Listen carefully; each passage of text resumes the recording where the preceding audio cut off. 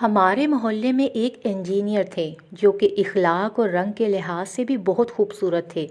سب سے اچھی بات یہ تھی کہ وہ 5 وقت کے نمازی تھے۔ ان کے پاس اچھی جاب بھی تھی۔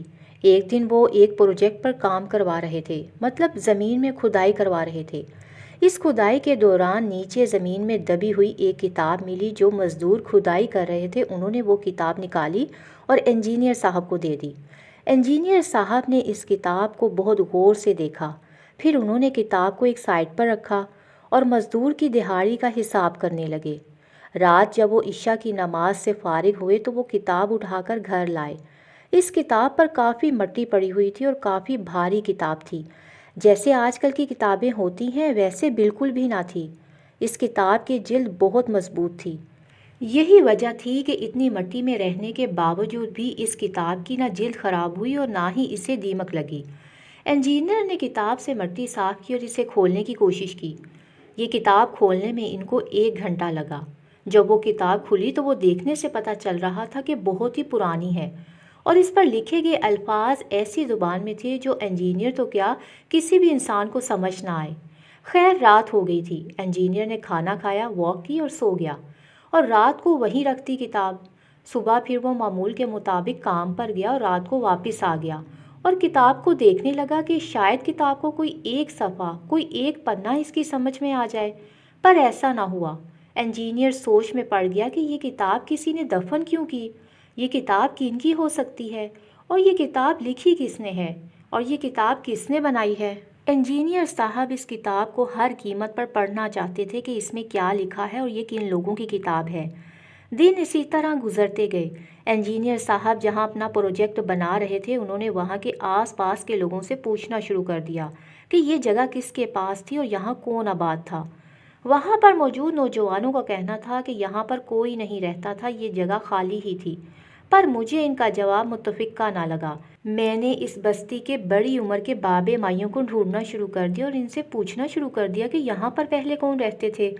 تو پھر مجھے پتہ چلا کہ یہ جگہ پاکستان بننے سے پہلے کی ہے اور تب یہ بالکل ایک جنگل کی مانند تھی۔ یہاں ہندو پنڈت لوگ رہتے تھے کیونکہ وہ بہت بڑے جادوگر تھے اور ان کا اپنا ہی کوئی دین تھا۔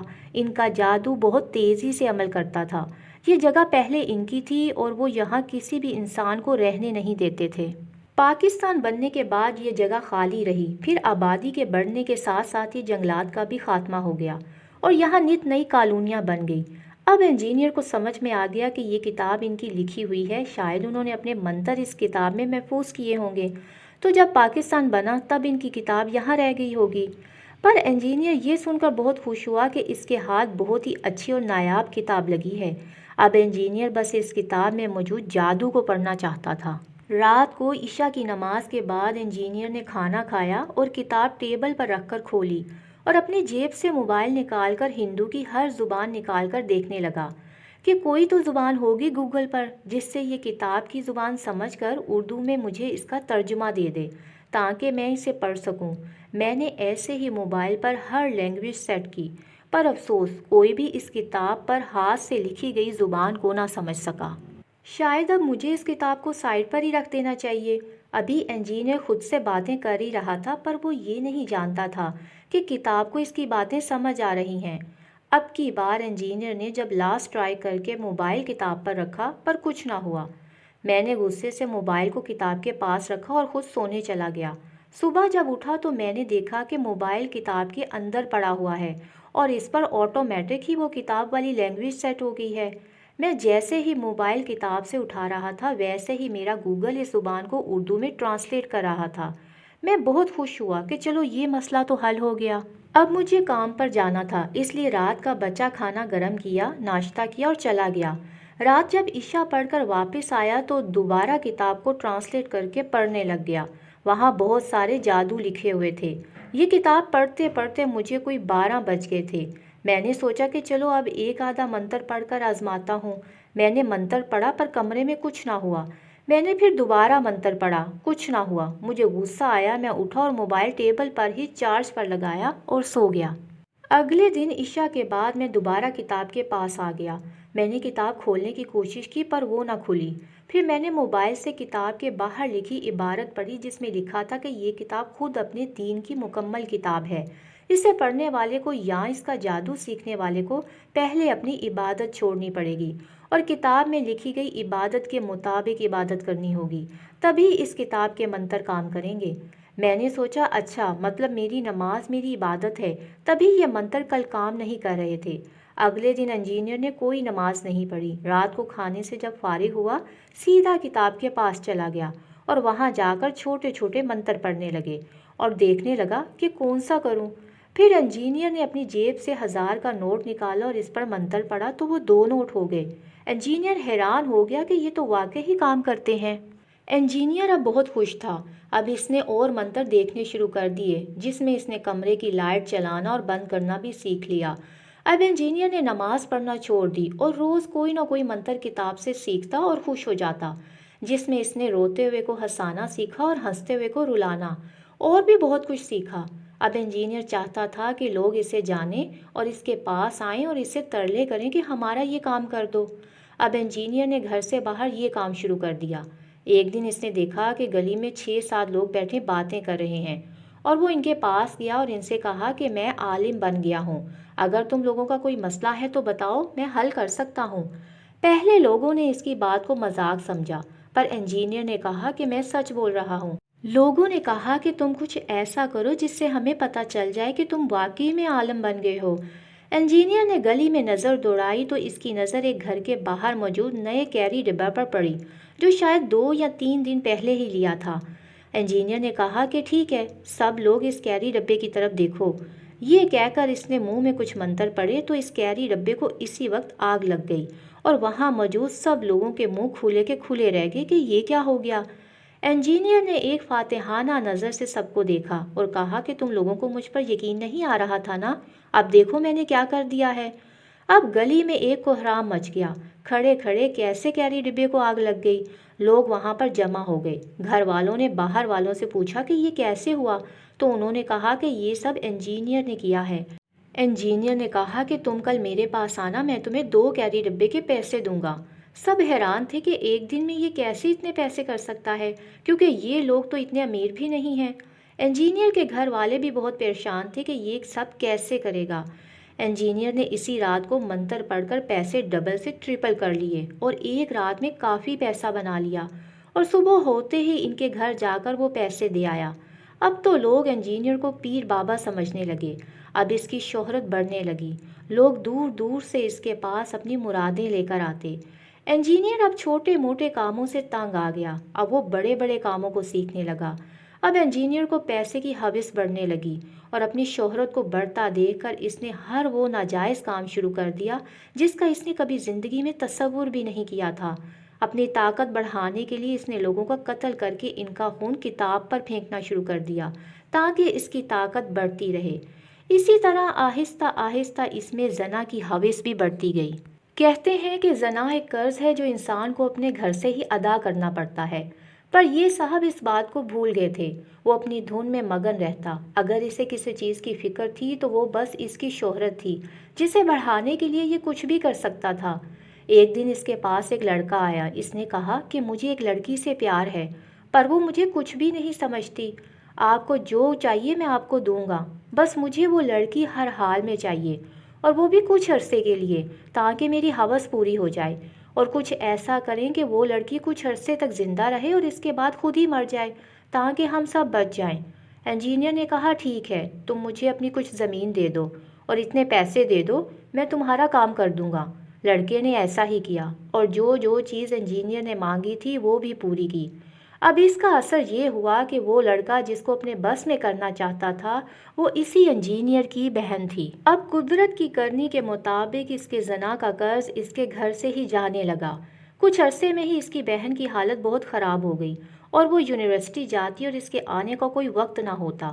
جب وہ گھر آتی اس کا حلیہ بدلا ہوتا اور جسم پر کئی نشانات ہوتے۔ جب انجینئر نے جانچ پڑتال کی تو اسے اصل مدعے کا پتہ چلا۔ اسے بہت ہی افسوس ہوا، خود میں شرمندگی ہو گئی۔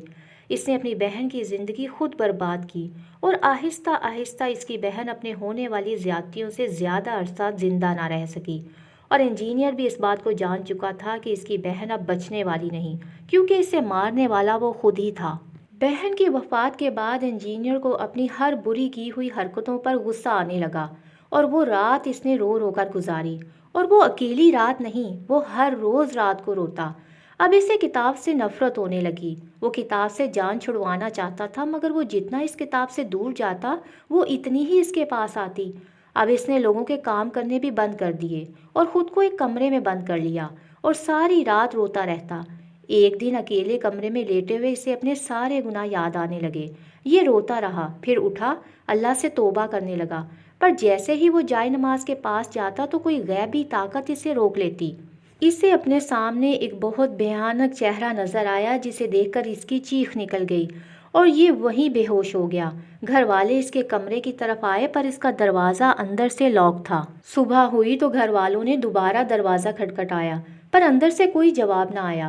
رات کو جب انجینئر کو ہوش آیا تو اس نے دروازہ کھولا، گھر والوں کو شکل دکھائی، کھانا کھایا، وضو کیا اور کمرے میں چلا گیا۔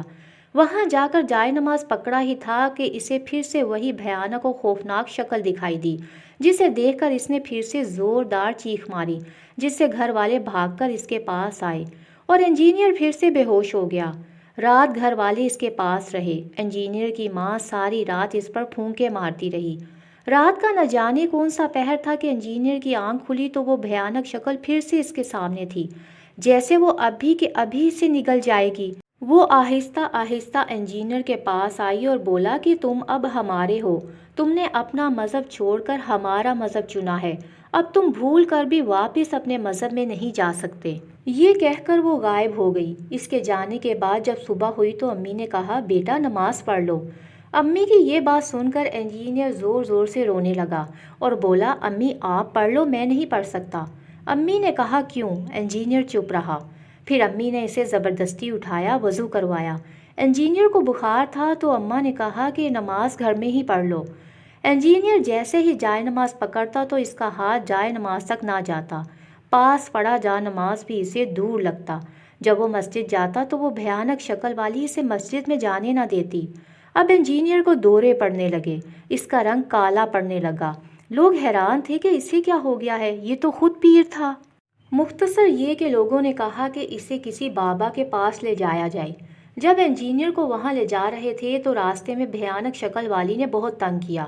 کبھی ڈرائیور کی آنکھیں بند ہو جاتیں تاکہ غلط ڈرائیو سے کار الٹ جائے اور سب مر جائیں، کبھی کار خود بخود ہلنے لگ جاتی۔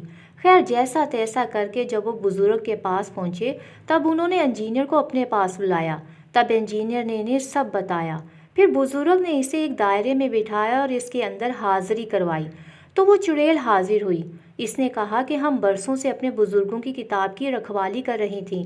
پھر اس نے وہ کتاب لی اور پڑھی، اب یہ شخص ہمارا ہے، اب یہ ہمارے مذہب کا ہے، ہم اسے اپنا مذہب نہیں چھوڑنے دیں گے۔ بزرگ نے کہا کہ اس نے جو بھی کیا بھول کر کیا، تو چڑیل نے کہا کہ نہیں، اس نے یہ سب بھول کر نہیں بلکہ اپنی ہوس اور شہرت کے لیے کیا ہے، ہم اسے زندہ نہیں چھوڑیں گے۔ چڑیل نے کہا کہ جیسے ہی یہ دائرے سے باہر آئے گا ہم اسے مار دیں گے۔ اس بزرگ نے کہا کہ یہ اب کبھی بھی دائرے سے باہر نہیں آئے گا، ہم تم سے معافی مانگتے ہیں، تم اس کی جان چھوڑ دو۔ پھر بزرگ اور چڑیل کے درمیان معاہدہ ہوا، 21 اونٹ، 11 بیل اور 7 بکریوں کے ساتھ۔ ہمیں تمہارا مطلب بزرگ کا خون چاہیے، جتنا ہم چاہیں گے اتنا ہی، مطلب جب تک تم خون دیتے رہو گے، بے ہوش نہیں ہو جاتے، تب تک تمہارا سارا خون ہمیں چاہیے، اور یہ خون کی بلی ہمیں اماوس کی رات کو چاہیے۔ کچھ دن بعد جب اماوس کی رات آئی تو بزرگ نے ایسا ہی کیا، پہلے ایک اونٹ کا خون بہایا، پھر دوسرے کا، اور حیرت کی بات یہ تھی کہ خون زمین پر گرتے ہی ایسے صاف ہو جاتا جیسے زمین پر گرا ہی نہ ہو۔